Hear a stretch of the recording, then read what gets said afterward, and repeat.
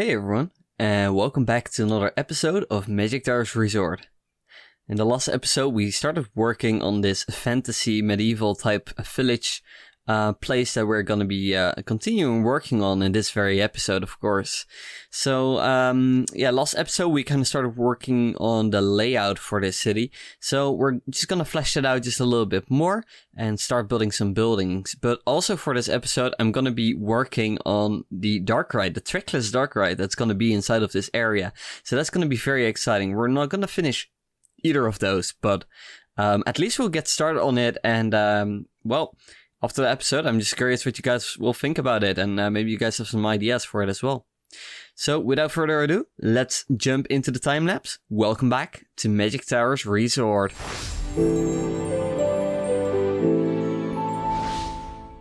Actually, before I forget, we first have to thank a new patron, and that patron is Zachary. Zachary, thank you so much for the support and getting the Platinum Pass, which grants you access to exclusive content, but also gets you an employee in the park. So let's actually get you one of these employees. Let's actually get to the theater and name one of these guys on stage to Zachary. So if you're interested in getting a patron tier yourself as well, or just interested in seeing what the benefits are, then definitely make sure to check out my Patreon page. You'll find a link in the description down below. So there you go, Zachary. Here you are in the park. Thank you so much for the support, and let's get going. Alright, so just like I said, we're first gonna start with expanding the city itself. So we already had a little bit of a sample there with the very first building right there on the edge next to the jungle area. But we're gonna keep expanding that, kind of trying to stay creative, trying different kind of things, just to make sure that we can really fill this area up, making it look very colorful, making it look very unique. Just like the references that I'm using kind of show as well. Which, if you missed the last episode, this area is going to be a little bit based on a few different kind of ideas. First of all, I'm kind of going for a Professor Layton type of style, but in a more medieval type of setting. So in that regard, it might be a little bit more leaning towards something like Fantasy Life, which is also a game made by a Level 5, the game studio. But there's also another kind of element that I really wanted to get in here, and that's a more adventurous element like we can see in the Legend of Zelda series. So this is going to be very game-based basically, but that's because I really want some interactivity inside of this area as well. So I think that is pretty fitting to kind of refer to these game elements or game styles basically inside of this theme. Now, here you can see me build just some small gates just to really make an entrance to the whole cityscape. Now, at this point, you are already inside of the city, as you'll see me closing off the other side in just a little bit. But yeah, I think it's kind of nice that when you're entering the city that there's like things to walk under, that it isn't just that you're looking at the sides of buildings, but that you're actually walking through them as well. So some of these buildings will actually have shops in them or restaurants, while other buildings may be just there for the show, but in those positions we can just make sure that there are maybe some awnings and things like that you're walking under, just to give that little bit of interactivity with the theme in general. So yeah, here just to close it off from the jungle area, I wanted something thin to place there, so I went with a wall that we can kind of decorate with some vegetation, and also the fountain that you can see there, which makes for a nice little square, I think. So I'm pretty happy with how that turned out, basically. Now, moving on, in this side of the of this area, I'm going to be placing a restaurant, just because this area is going to have pretty easy access to the backstage area, so we can have deliveries go right in there and drop off supplies. This is not a very large restaurant, as you will see. There's not a lot of space for like a very large kitchen or something like that, nor does it have a very large spot to bring deliveries and stuff like that. So instead, this is just a pretty small restaurant that's kind of tucked away in this corner. You can probably access it from different levels as well, because we are kind of going up the hill here. So you might enter it right next to the jungle area, or a bit higher up when you're past this gate, basically. So I think that could be an interesting element where the restaurant might have a few different levels, which I know from some friends who work at things like restaurants and things like that. It's a pain to have to walk upstairs and things like that just to bring food to people. But yeah, we don't really care because we're just giving these people that work here a really small amount of money anyway. So, you know, we're just trying to run this theme park. That's not the nicest thing to do, I think. But, you know, when you're running a theme park, that's probably kind of how it goes. So, yeah, just some extra shops in there. Again, this shop here has some delivery access. However, you will have to go through the park to actually get there. So maybe that's just some kind of other type of storage that wouldn't have to be used a lot. Because then you will be able to drive to the park to get to that gate and deliver it. Basically deliver to this entire area. But I think since this entire area is kind of raised up, it might actually make sense that this area might have some underground surface tunnels as well. Because of course it's raised up, so that will be a lot more feasible to do, because otherwise digging into the ground is a very expensive thing to do. But when you're actually building the entire area up a bit, then it becomes a lot more feasible to just add these kind of underground utility areas, because essentially people are just going to be walking on the second story, so that makes it a lot easier to you know, to build something like that. So I think that's kind of what we'll go for inside of this area. Basically, there will be just some underground surface tunnels leading from building to building. That's not something that I can really show, however, from the isometric perspective, which is a little bit unfortunate. I had someone ask if I could build some underground surface tunnels, like you see at the Magic Kingdom at Walt Disney World, to get employees from one place to the other without them having to, you know, walk out in the open. However, while I do think this park would have something like that in some places, it's not something that I can just build. Like, I can build some underground paths, but it's not as if I can make them in such a way that only employees can use them.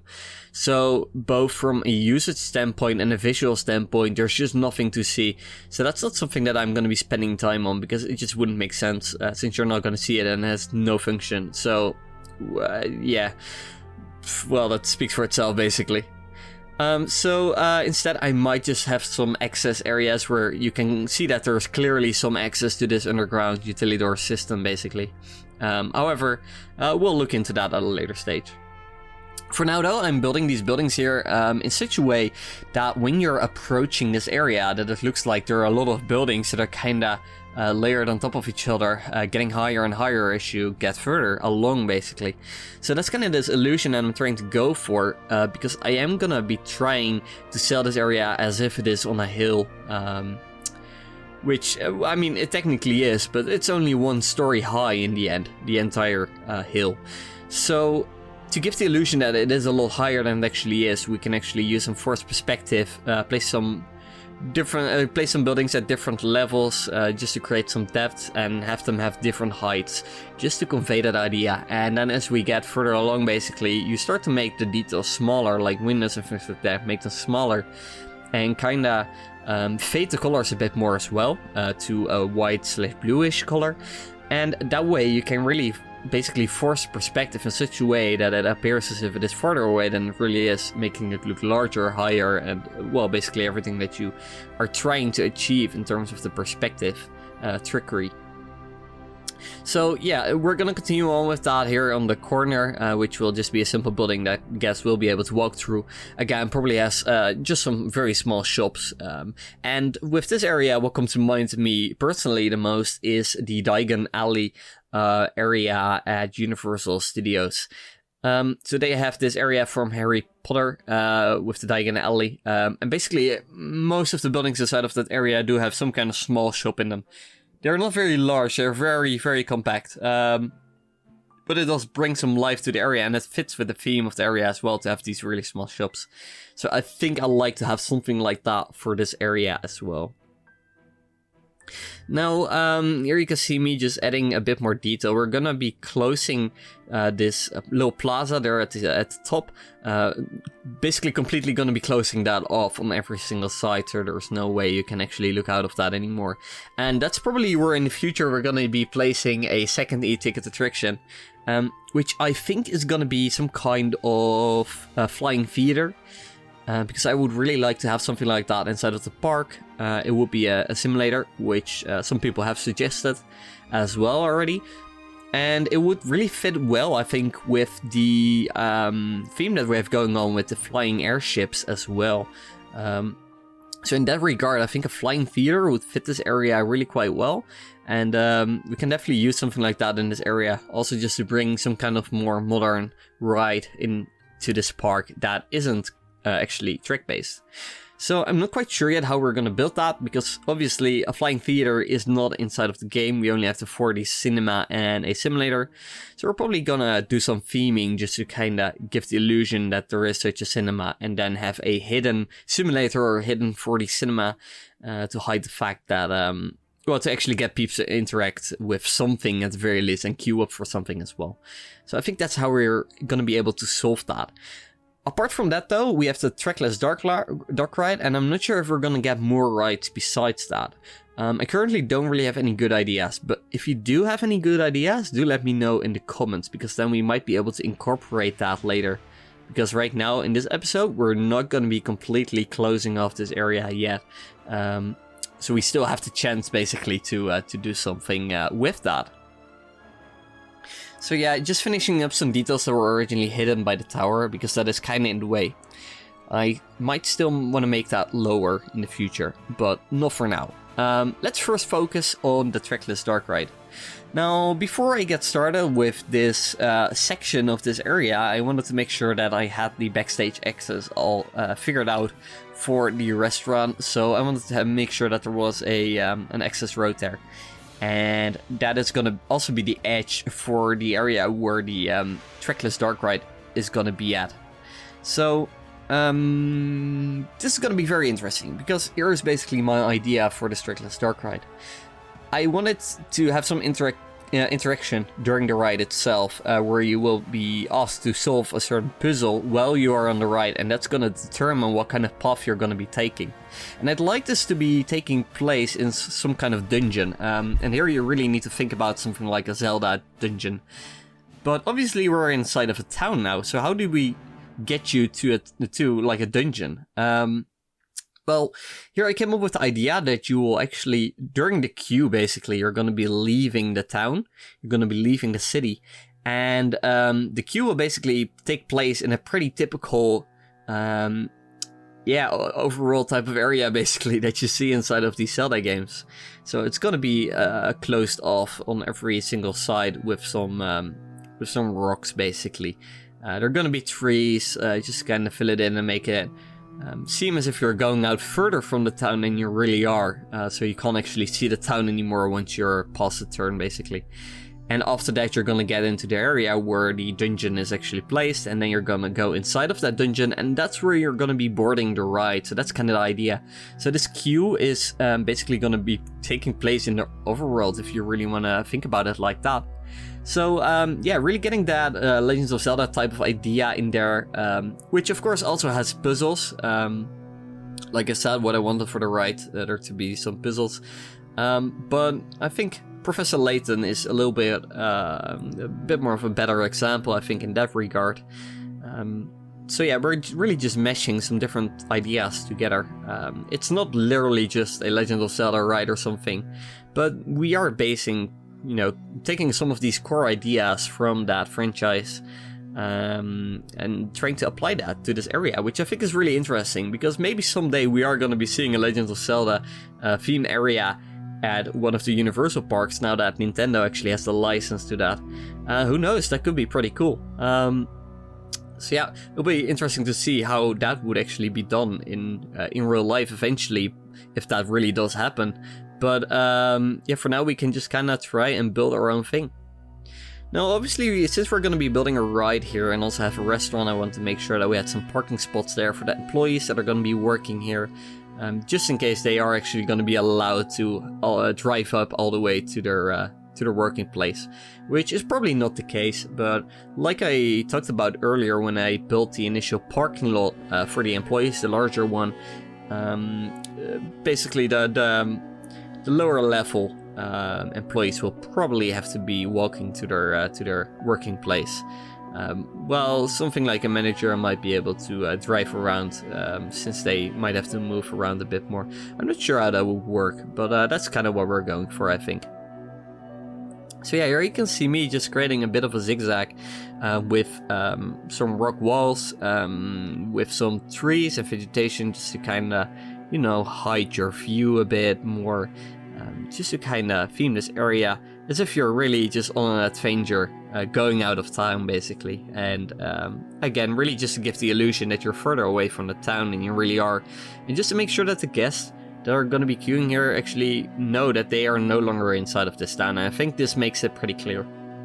Now, one issue with this though is that the walk back to the city is going to be a little bit long, so I'm just going to go with a smaller corridor that is themed in a similar way to the queue, to get you back to the main city basically. And then once you get to the city, we can do some interesting things to kind of have this reveal for the city again. However, that's not something that we're really going to be focusing on in this episode. However, I will be making some kind of wall here where the guests will be able to walk back into the city. And also have this little place where friends or family might be waiting for people who are going to be riding the ride. And they can see them coming. And so they know to prepare to get moving again to the next ride or experience that they want to do. So just adding some structural details again, really just preparing myself for building this dungeon, because I really didn't have an idea for what this would actually look like. Now, I think in the end I'm pretty happy with how it turns out, but I am using some of the more default type of scenery just to get that going. So it's a lot, very much based on the Egyptian theming. Gonna be using that a lot. Gonna be using a lot of the rock walls that we have from one of the creepy sets, basically. Kind of combining these types of textures, because I think that's the best way to kind of convey a really old building like a dungeon in this case. So that's kind of my strategy here for theming that temple. And really, we only need to theme the facade of the dungeon slash temple here, because obviously, besides that, the trees are going to be blocking the view, and we can just go with our lovely green, go away green type of show building, like you'll see me build right here. Obviously, though, with some emergency exits, as always, we just need to make sure that people or the peeps can actually evacuate the area if they have to. Yeah, gonna be focusing on that as well throughout this build, making sure that we have some safe exits. So here I'm trying something new. I'm using the mini golf just to get some stairs in there for the evacuation pad, and I quite like that. I've seen people do that for a long time already, but I didn't really go into that myself yet. But I think we can start to use that more, because you'll often find that the show building or the ride is not at the same level as just a normal ground level outside. And this is something that I experienced while riding Pirates of the Caribbean at Disneyland Paris, where we were evacuated from the ride, and we basically had to go down like 2 stories, which I found rather surprising when we exited the show building. So that kind of stayed with me, and that's something that I might want to try to do a little bit more. Now, this ride is going to be a trackless dark ride. Now, if you're not familiar with trackless dark rides, then you may or may not know that these are pretty different rides from normal, because you can't really see where they're going to be going. They basically just drive over a solid floor, usually a pretty smooth floor by that. So we're going to be trying to mimic that. However, Rollercoaster Tycoon 2 does not have a trackless type of track, so instead we're just gonna make a floor ourselves, build a car ride with the vehicle that we want eventually. I'm not quite sure yet how I'm gonna be doing that, and then just hide the track itself so we can theme that to make it look like it really is a trackless dark ride. Now, something interesting is that I have actually worked on some custom vehicle that is a trackless dark ride myself. That would use the 4-dimensional coaster track to control the rotation of the vehicle as well, which is something that a lot of these trackless dark rides can actually do. Not all of them, but some are able to basically rotate whichever direction they want, which makes for a pretty cool experience where they can move somewhere without having to point in that direction. And that's pretty nice. Now, I made some custom vehicles for that, and I never really finished them. I still need to work on them because I ran into some issues, basically. And Terra especially has been kind of begging me to finish those, so I'll probably have to jump back into those. But we're not using custom scenery or custom vehicles for that matter inside of this park anyways. So that's not something that I'm going to rush to finish just for this very park. That might be something that I want to finish in the future still, because I think it would be really nice to be able to build trackless dark rides like properly inside of Rollercoaster Tycoon 2. So yeah, maybe I'll look into doing that in the future. Now, we created the entrance, the loading and exit station basically for the trackless dark ride now. And the very first room that you're going to be entering, I think, is going to be some kind of maze. So this is going to be a maze that you're going to be going through. You're going to take some different turns, basically. Have to drive backwards a few times because you took the wrong turn, for example. And see some other vehicles along the way as well.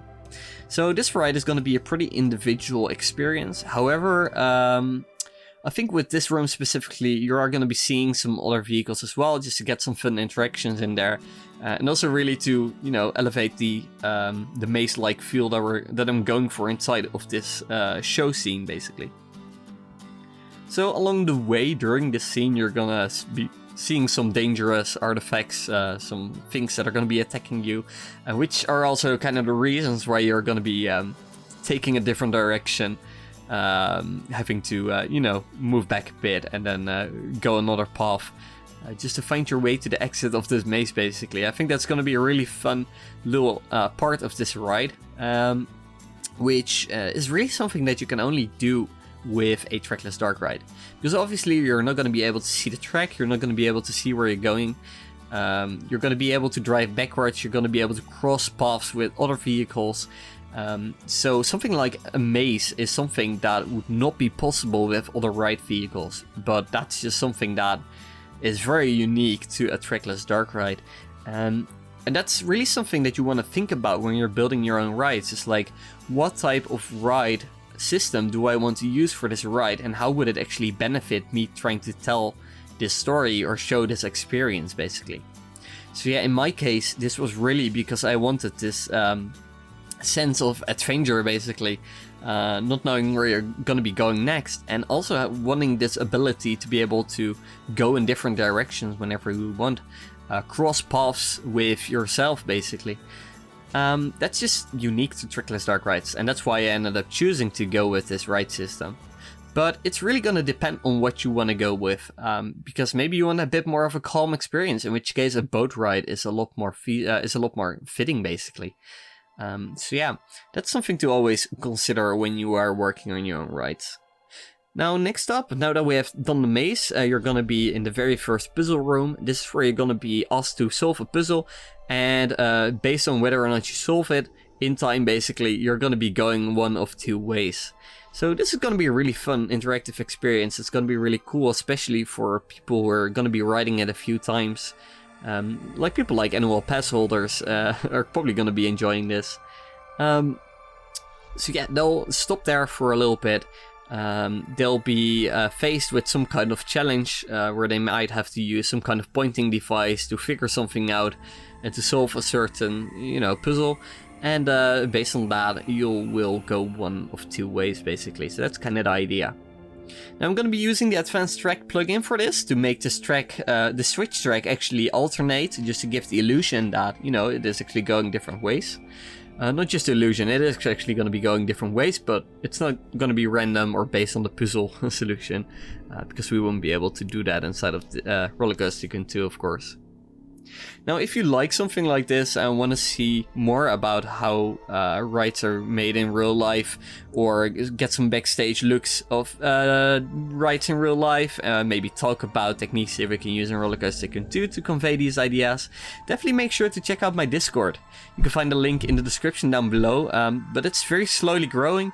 But it's really quite fun. It's not the most active community yet, but definitely one that has its own identity, where you can really go in depth on the realism and details of rides and dark rides and ride systems and stuff like that. And I think that's really cool to have this unique place for that.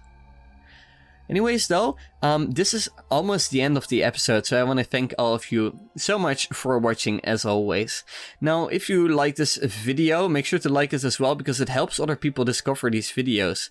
And also, if you liked it and you're not subscribed yet, also make sure to subscribe so you stay up to date on the latest videos and you'll always be able to watch my latest videos if you enjoy that. Thank you so much for watching, and I hope to see you guys in the next one. Bye bye!